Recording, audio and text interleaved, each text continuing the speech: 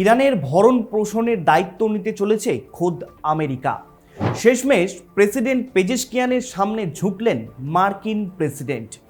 ইরানের সাথে যুদ্ধ শুরুর পর মার্কিন প্রেসিডেন্ট বহুবার দাবি করেছিলেন ইরানের সাথে তাদের নাকি চুক্তি হয়ে গেছে, আর তার পরক্ষণেই ইরানের তরফ থেকে জানানো হয়েছিল আমেরিকার সাথে এমন কোনো চুক্তি তাদের হয়নি। তবে সম্প্রতি আমেরিকা এবং ইরানের মধ্যে একটা মৌ স্বাক্ষর হয়েছে।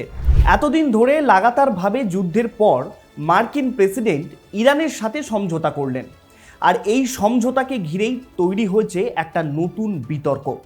এটা কি সত্যি শান্তির পথে ঐতিহাসিক পদক্ষেপ, নাকি মধ্যপ্রাচ্যে শুরু হতে চলেছে কোনো একটা নতুন অধ্যায়? আর সবথেকে বড় প্রশ্ন, এই চুক্তির পর হরমুজ প্রণালী কি স্বাভাবিক অবস্থায় ফিরবে? বিশ্ব বাজারে কমবে তেলের দাম? বদলাবে বিশ্বের অর্থনীতি? অনেকে বলছেন এটা নাকি ট্রাম্পের বড় কূটনৈতিক সাফল্য, আবার অনেকে বলছেন শেষ পর্যন্ত জয়ের হাসিটা ইরানি হাসল। তাহলে আসলে জয়টা কার হলো? আর এই চুক্তির পর পশ্চিম এশিয়ার ভূ রাজনীতির মানচিত্রটা ঠিক কতটা বদলাতে চলেছে? কি প্রভাব পড়তে চলেছে আগামী দিনে ভারতের ওপর? নমস্কার, আমি কুন্তল, আর আপনারা দেখছেন টক টিপ বাংলা। দীর্ঘ সময় পেরিয়ে অবশেষে মার্কিন প্রেসিডেন্ট ইরানের সাথে সমঝোতা করলেন। তবে কি বিশ্ব বাণিজ্য রুট হরমুজ নিয়ে এতদিন ধরে যে সমস্যা চলছিল তার অবসান ঘটতে চলেছে? ইরান আমেরিকা যুদ্ধ কি তবে এবার শেষের পথে বা থামতে চলেছে? হরমুজ রুট স্বাভাবিক হবে কিনা সে বিষয়ে বোঝার আগে কি বিষয়ে চুক্তি হয়েছে সেটা আগে ভালোভাবে বোঝা দরকার। দেখুন, G7 বৈঠকে ডিনার টেবিলে বসেই ডোনাল্ড ট্রাম্প মৌ স্বাক্ষর করেছেন। তবে এই চুক্তি কিন্তু ফাইনাল চুক্তি নয়, একে এক প্রকার সিজ ফায়ার হিসাবেই ধরতে পারেন। এর মানে হলো আগামী 60 দিনের মধ্যে এই দুই দেশের মধ্যে নেগোসিয়েট চলবে এবং তারপরে গিয়ে ফাইনাল চুক্তি সম্পূর্ণ হবে। এই 60 দিনে দুই দেশের মধ্যে নিষেধাজ্ঞা প্রত্যাহার, আগামী দিনের রোডম্যাপ কেমন হবে এবং অন্যান্য বিষয়ে আলোচনা হতে পারে। এবং সব কিছু ঠিক থাকলে 2 মাস বা 60 দিন পর চূড়ান্ত চুক্তি স্বাক্ষরিত হতে পারে। যেমনটা আমি আপনাদের প্রথমেই বললাম, আমেরিকা এবং ইরানের মধ্যে যে সমঝোতা চুক্তি বা মৌ স্বাক্ষর হয়েছে সেটাকে 5টা ক্যাটাগরিতে ভাগ করা হয়েছে।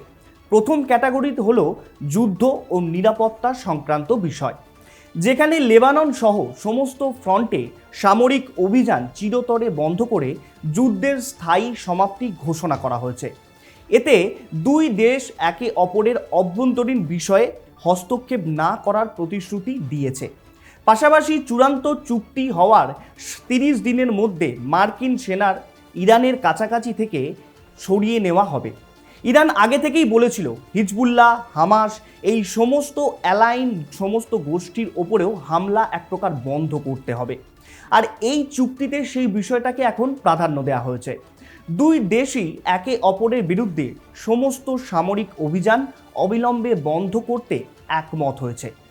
অন্যদিকে লেবানন সহ সমস্ত ফ্রন্টেই এই যুদ্ধবিরতি কার্যকর হয়েছে, যেমনটা আমি আপনাদের প্রথমেই বললাম। তবে সবথেকে বেশি সামনে আসছে লেবানন প্রসঙ্গ। কেন লেবানন প্রসঙ্গ সামনে আসছে? কারণ ইসরায়েল বারবার চেয়েছিল লেবাননকে যেন এই চুক্তির বাইরে রাখা হয়। আর এই মৌ স্বাক্ষরের আগে আমরা দেখেছিলাম যতবার পিস টক ফাইনাল হওয়ার পথে এগিয়েছিল ঠিক ততবারই ইসরায়েল লেবাননে হামলা চালিয়েছিল। কিন্তু ইরান জোর দেওয়ায় চুক্তিতে লেবাননের কথা বিশেষভাবে উল্লেখ করা হয়েছে, কারণ এই একই জায়গা থেকে আমেরিকাও ইরানের ওপর বাটপারি করছিল। তাই সরাসরি সেটাকে ভেঙে দিতে চেষ্টা করছে ইরান, আর এক্ষেত্রে ঠিক সেটাই লক্ষ্য করা যাচ্ছে। দ্বিতীয় ক্যাটাগরিটি হলো বিশ্ব অর্থনীতির লাইফলাইন হরমুজ প্রণালী ও নৌ অবরোধ সংক্রান্ত। এখানে চুক্তি অনুযায়ী আমেরিকা আগামী 30 দিনের মধ্যে নৌ অবরোধ সম্পূর্ণভাবে তুলে নেবে এবং এর বিনিময়ে ইরান বাণিজ্যিক জাহাজ চলাচলের জন্য এই প্রণালী নিরাপদ করবে, যেখানে আগামী 60 দিন পর্যন্ত শুল্কমুক্ত যাতায়াতের সুবিধা থাকবে। এছাড়া সমুদ্রের মাইন অপসারণের সহ অন্যান্য প্রযুক্তিগত বাধা ও 30 দিনের মধ্যে দূর করা হবে। এবং এই প্রণালীর ভবিষ্যৎ পরিচালনা পদ্ধতি কেমন হবে তা ঠিক করবে ইরান, ওমান ও অন্যান্য উপসাগরীয় দেশগুলো। এখানে আমেরিকার কোনো জায়গা থাকবে না। হরমুজ প্রণালী নিয়ে যে সমস্যা তৈরি হয়েছিল সেই বিষয়টা রাখা হয়েছে, এবং এই হরমুজ প্রণালী বিশ্ব বাণিজ্যে কতটা গুরুত্বপূর্ণ তা আমরা এই কদিনে কিন্তু খুব ভালোভাবেই বুঝে গেছি। আর সেই কারণেই আমেরিকা ইরানকে এই গুরুত্বপূর্ণ হরমুজ প্রণালী বাণিজ্যিক জাহাজ চলাচলের জন্য পুনরায় সম্পূর্ণ নিরাপদভাবে খুলে দিতে বলা হয়েছে বা চুক্তি হয়েছে। তৃতীয় ক্যাটাগরিটি হলো অর্থনৈতিক দিক, যা ইরানের জন্য একটা বড় স্বস্তি। এই মৌ স্বাক্ষরের সাথেই ইরান আন্তর্জাতিক বাজারে তেল রপ্তানি শুরু করতে পারবে, এবং এর জন্য আগামী 60 দিনের জন্য সংশ্লিষ্ট নিষেধাজ্ঞা শিথিল করা হয়েছে। এর সাথে প্রায় $100 বিলিয়ন হিমায়তি ইরানি তহবিল, অর্থাৎ ইরান তাদের তেল বিক্রি করে যে বৈদেশিক মুদ্রা আয় করত, সেই টাকা প্রায় বিদেশি ব্যাংক যেমন দক্ষিণ কোরিয়া, ইরাক, জাপান বা অন্যান্য দেশে জমা থাকত। কিন্তু আমেরিকার নিষেধাজ্ঞার কারণে সেই সমস্ত দেশের ব্যাংক ইরানকে সেই টাকা তুলতে বা ব্যবহার করতে এতদিন ধরে দিত না। কিন্তু বর্তমানে সেই টাকা ব্যবহারযোগ্য করে দেওয়া হবে, এমনই কিন্তু খবর, যা সুনির্দিষ্ট পদ্ধতি পরে নির্ধারণ করা হবে। এছাড়াও ইরানের পুনর্গঠন ও অর্থনৈতিক উন্নতির জন্য কমপক্ষে $300 বিলিয়ন একটা বড় পরিকল্পনার কথা বলা হয়েছে। মনে করে দেখুন, ইরান যখন তার শর্তগুলো দিয়েছিল সেখানে পরিষ্কার উল্লেখ করেছিল যুদ্ধের ক্ষতিপূরণ দিতে হবে খোদ আমেরিকাকে।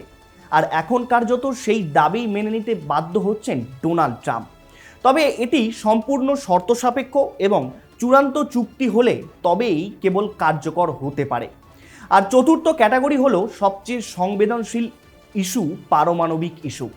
ইরান গত 50 বছর ধরে পারমাণবিক অস্ত্র তৈরি না করার প্রতিশ্রুতি দিয়ে আসছে।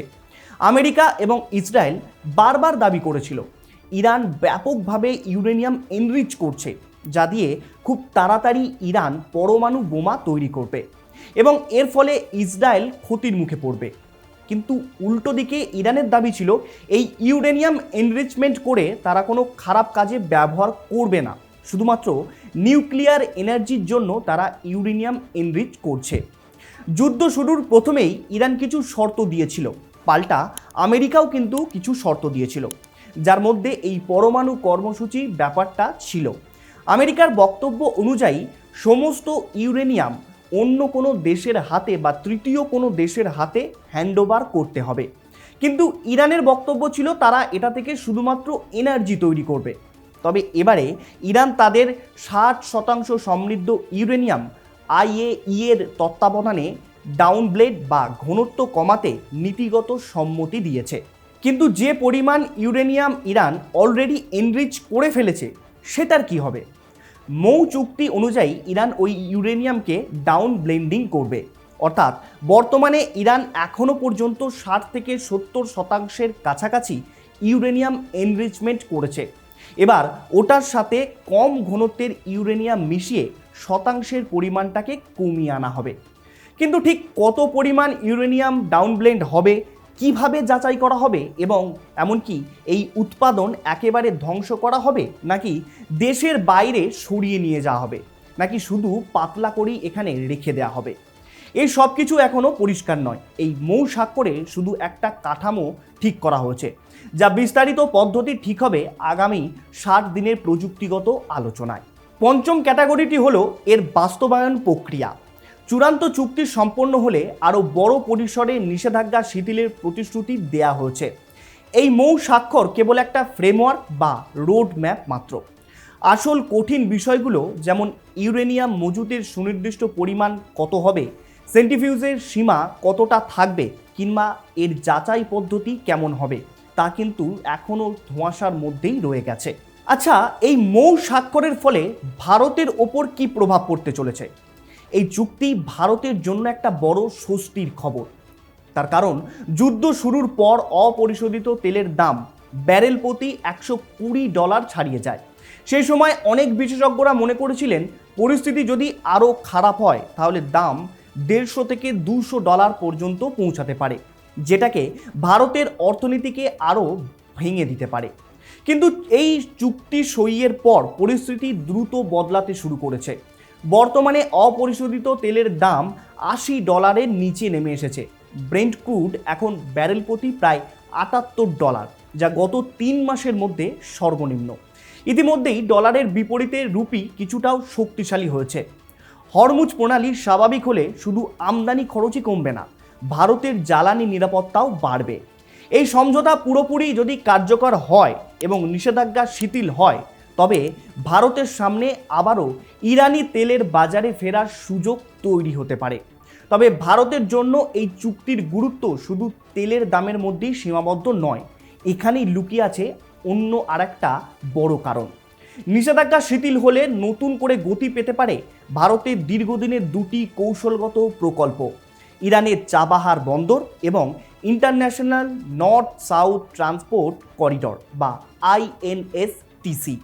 চাবাহার বন্দরে ভারতের বিনিয়োগের প্রধান কারণ ছিল পাকিস্তানকে এড়িয়ে সরাসরি আফগানিস্তান ও মধ্য এশিয়ার সাথে সংযোগ তৈরি করা। আর INSTC হলো একটা বিকল্প বাণিজ্য করিডর, যেটা ইরান হয়ে ভারতকে রাশিয়া পর্যন্ত যুক্ত করে। বছরের পর বছর ধরে এই নিষেধাজ্ঞার কারণে এই দুটি প্রকল্পই কার্যত থমকে ছিল। তাই এই সমঝোতা যদি সত্যি দীর্ঘস্থায়ী হয়, তাহলে শুধু সস্তা তেলই নয়, দক্ষিণ ও মধ্য এশিয়ায় ভারতের কৌশলগত অবস্থানও নতুন করে শক্তিশালী হতে পারবে। তাহলে সব মিলিয়ে দেখা যাচ্ছে এই সমঝোতা বিশ্ব রাজনীতির একটা গুরুত্বপূর্ণ বিষয়। কিন্তু 7 দিনের পর পরিস্থিতি কি হবে এখন সেটাই দেখার বিষয়। এটা সত্যিকারের শান্তির পথের প্রথম ধাপ নাকি আর একটা সাময়িক বিরতি? আপনার কি মনে হয়, এই চুক্তি সত্যিই কি টিকবে, নাকি এটাও আগের মতো ভেঙে পড়বে, প্রতিশ্রুতি হয়ে থাকবে? আপনার মতামত জানান কমেন্ট করে। আর এরকম বিস্তারিত আলোচনার ভিডিও পেতে এখনই সাবস্ক্রাইব করুন আমাদের চ্যানেল টক টিভি বাংলা। ধন্যবাদ।